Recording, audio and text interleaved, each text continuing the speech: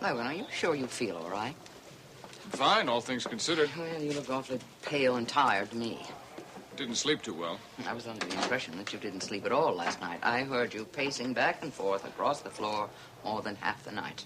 I've got things on my mind. I know you do. This custody trial's been a drain on all of us. Are we anywhere near the end of these proceedings? Well, both sides have presented their case. The only thing left are the closing remarks.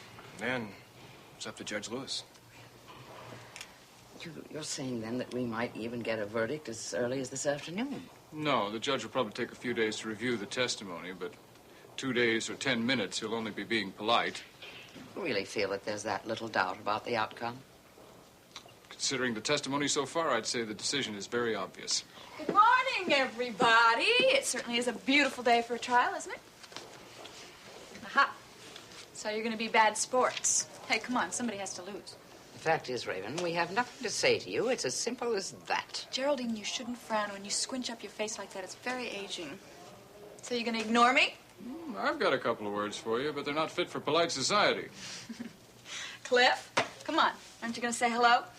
Oh, Raven, that is you. What are you doing? Oh, I didn't recognize you in the light. I don't think that's funny. I'll see you all in court. Well, I feel as if I'd been left out of a private joke.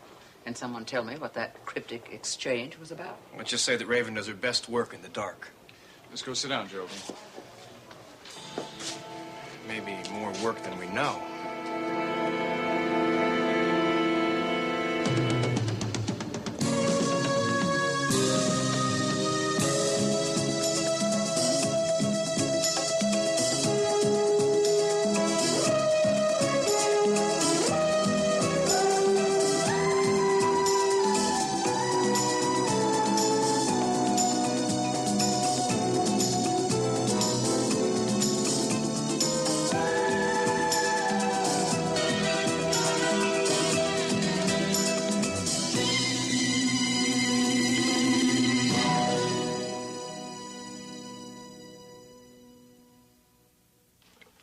You want a refill? Coffee?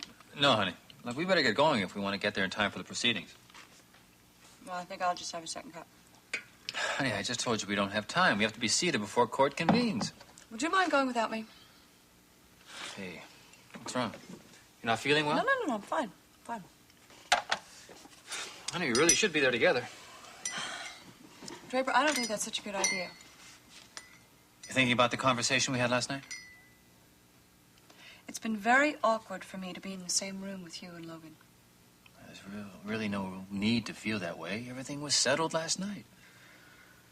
Yeah, I'm sorry. You're right. You know, I have so much faith in the fact that I love you.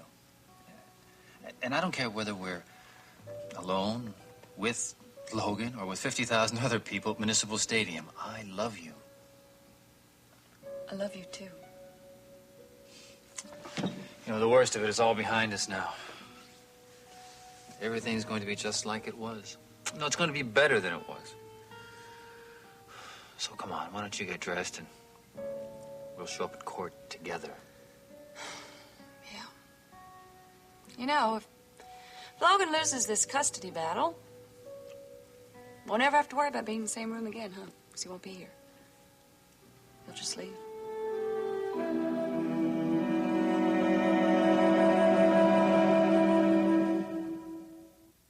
Well, I was able to close the Crime Commission hearings sooner than I expected, so I got an earlier flight. Honey, I'm so glad you're home. I really, really am. Oh, this house has been so empty. Empty? With Kelly and all his puppets? Let me take this, Bill. Kelly hasn't been much company these days.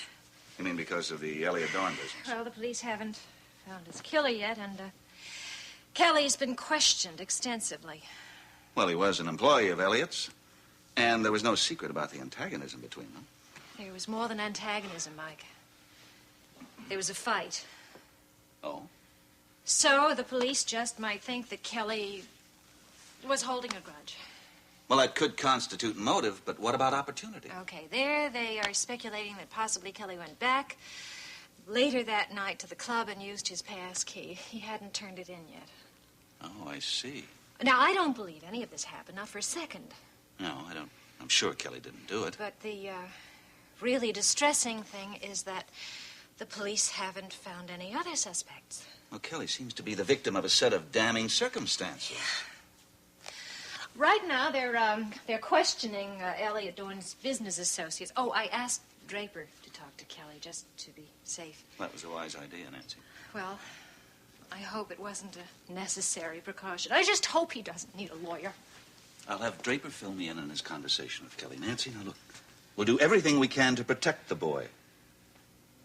Oh, honey, having you back makes me feel so much better. You seem to have the situation under control. Oh, no, not just for Kelly. For me, too.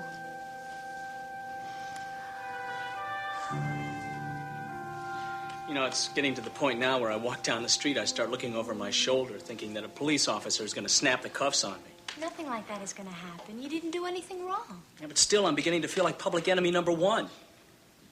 Well, maybe 4 or 5. I hate to see you this uptight. If there's anything I can do. Thanks. You know, maybe something good will come out of this whole mess. What's that? Well, I'm beginning to realize that my friends and my family are really behind me. We believe in you. All that support feels really good, but... But what? Well, Nancy seems really concerned about me. Well, she insisted that I talk to Mike's partner, Draper Scott. Oh. Well, considering the circumstances, I suppose that was a reasonable thing to do. Yeah, but having to talk about Elliot Dorn's murder with a 3-piece suit type made it seem a little bit too real. What did he tell you? Well, basically, not to worry. But if anything did happen to me, I should use my one phone call to get in touch with him. And he told me not to leave town. Kelly, were you completely honest with him? Well, sure. Now, look, he knew that Elliot and I didn't get along. Does he know, well, that you were involved with the law previously? It's nobody's business what happened in Rome, Jody. Kelly, what if the police decide to check into your records? Your lawyer shouldn't be the last one to know. I wasn't charged with anything. Okay. What if you volunteer the information to the police? It'll look a lot better for you. Since when did you become a lawyer? I'm just trying to help. Look, I know how badly you want to hide the past, but I don't want to see it come back to haunt you. I'm not telling anybody about it. Now, I made Nancy swear that she wouldn't say anything about it, and I want you to promise you won't open your mouth either, okay? What's going on here? Is it tea time already? What's the matter with you? What's he doing here? He is having a conversation with his friend named Jody. Really? Well, this isn't a social club. You see those mirrors, that bar? This is a dance studio, in case you'd forgotten. Yes, I know very well where I am. What are you getting so excited about? When you come into this place, you come in here for one reason and one reason only, and that's to dance.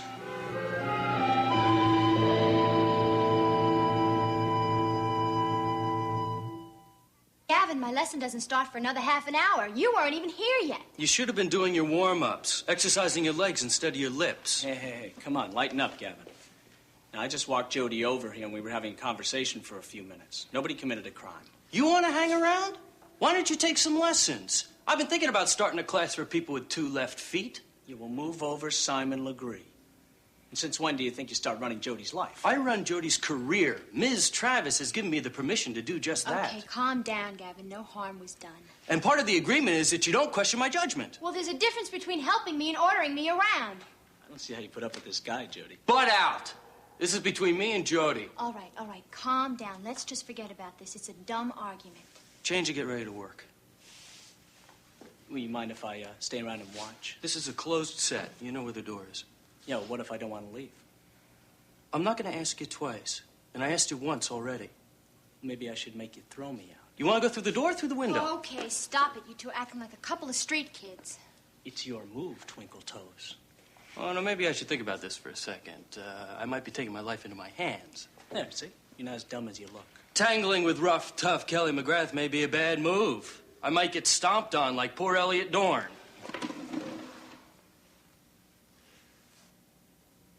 I'll call you tonight, Jody.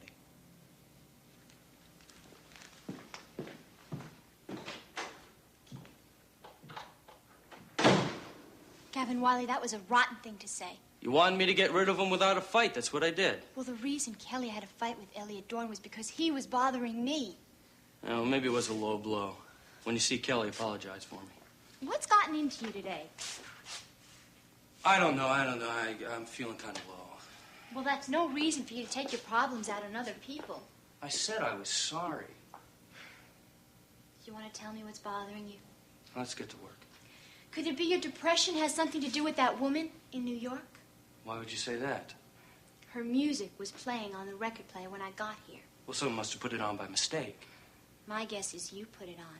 Every time you think of that woman, you play that stupid record, and then you get depressed. Jody, I didn't put it on. Well, then who did? Go get dressed and start doing your exercises. Wiley Dance Studios. Gavin, it's me. What do you want? I need a favor. You don't need anything from me, remember? It's not a personal call. It's strictly business. Really? Listen, I've called every dance studio in Monticello. One can't take any more dancers.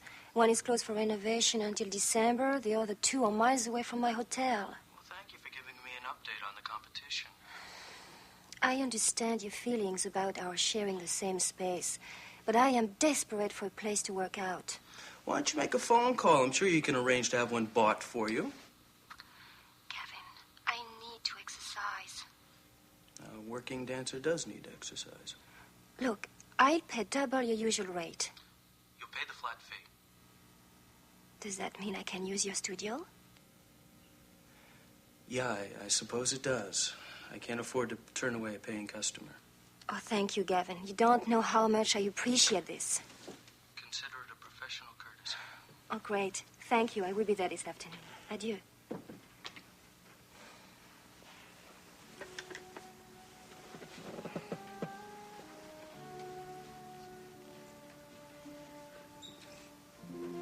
Anyone else would I have the courtesy to knock? Well, I'm paying for that privilege. You're as beautiful as ever, Martine. Thank you. Your business is concluded in Paris? This is no time to talk business.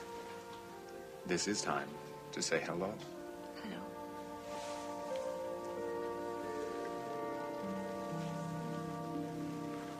You could act a little happier to see me. I am happy. I am just not in very good mood. So. Well, tell me what's wrong and I'll make it go away. Well, I'm tired. I think I'm suffering from cabin fever. I have been cramped in this room since I arrived. Only you could feel cramped in a 5-room hotel suite. Well, why don't we find some sort of sidewalk cafe? The fresh air, the bite to eat would make me feel much better. All in good time. Oh, you have something more important to take care of first? Yes. You could say that. What?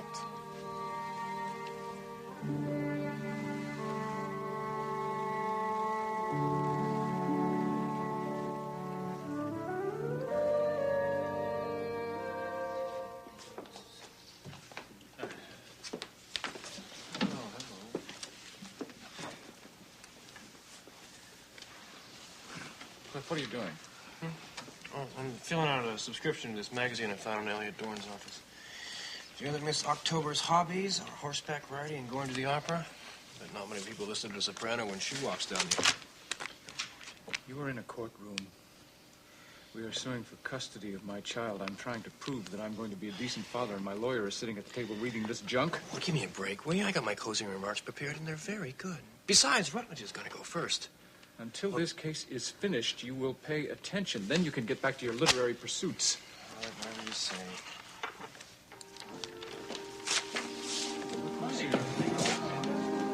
Logan? Mike, am I glad to see you? Glad I could be. Mr. Nelson, do you wish to call another witness or present any additional evidence? No, Your Honor, we have no further witnesses and no further evidence. Mr. Nelson, you were granted a continuance based on your claim that the time would enable you to obtain information that you implied was very critical to your case. I know, Your Honor, the continuance was asked for in good faith, but the evidence didn't materialize. At this time, we'd like to rest our case, Your Honor. All right, very well. Now, I will permit brief closing statements by both attorneys, and I mean brief, gentlemen. Mr. Rutledge. Thank you, Your Honor. My statement will be very brief because, in fact, there's very little left to be said. Your Honor, I believe it would be a terrible injustice to both the parent and the child if Raven Swift is denied custody of her natural son. Every word of testimony has shown her to be a caring, concerned, loving mother. And it was the burden of the father to provide evidence that would prove otherwise. So where is the evidence that Raven Swift is unfit to keep her own child? Where is the proof that she's abused, neglected, or in any way mistreated Jameson Swift? Cliff. Where are the complaints from the neighbors suggesting that she is anything but a totally loving mother? Where is the eyewitness who can state that Jameson Swift has received anything but the very, very best of care? Now, I point out, Your Honor, that there was only one truly qualified witness to the well-being of this child, whose future you will decide. Perhaps the most respected social welfare worker in all of Monticello, Mrs. Benita Thomas, who objectively reported to this court that Jameson Swift... It's Raven's letter. Happy and well-treated little boy.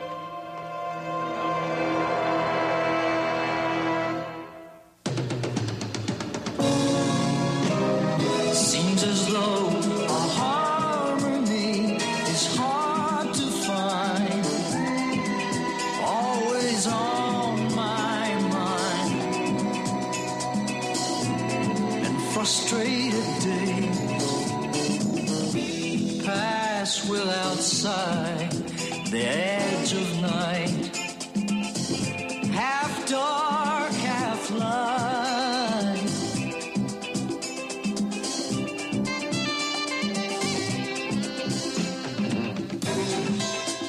Do you think we might wake